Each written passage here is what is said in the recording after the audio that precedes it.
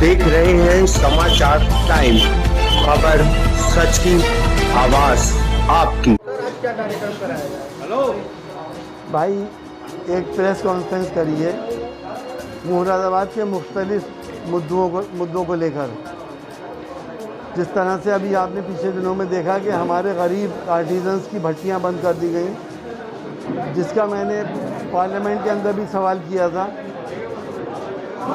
उसका जवाब हमें ये दिया गया है कि सेंटर की तरफ से मुरादाबाद के लोगों के या अधिकारियों को ये आदेश बिल्कुल नहीं दिए गए थे कि उद्योगों को बंद कर रहे हैं।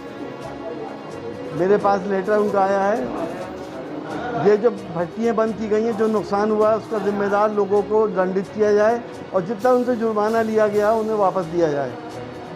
दूसरा मुद्दा हमारा था कि लॉकडाउन के चलते जब शराब की दुकानें खुल सकती हैं, मॉल खुल सकते हैं, बाज़ार खुल सकते हैं, स्कूलों के खोलने की बात हो रही, सिनेमा हॉलों खोलने की बात हो रही, तो इबादत गाहें क्यों बंद हैं?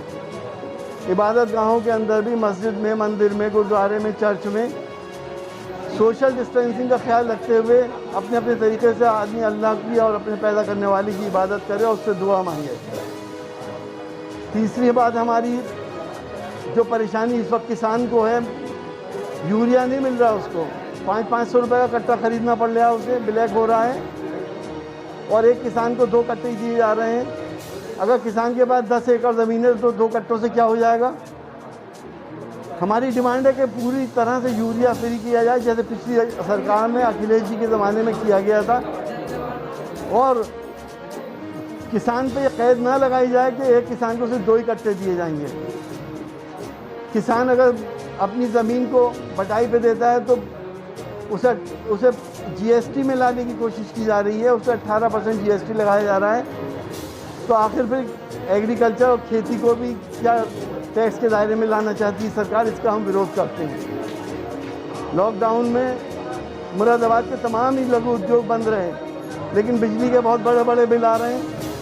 हमारी डिमांड है कि उन बिलों को माफ़ किया जाए या कम से कम आधा किया जाए, क्योंकि उस ज़माने में कोई काम नहीं किया गया और बहुत बड़े बड़े बिल उनको थमा दिए गए।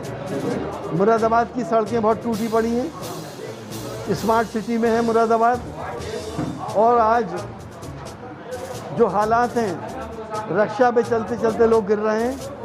नगर निगम से की ये जिम्मेदारी बनती है कि जल्द से जल्द इन सड़कों को भी ठीक किया जाए।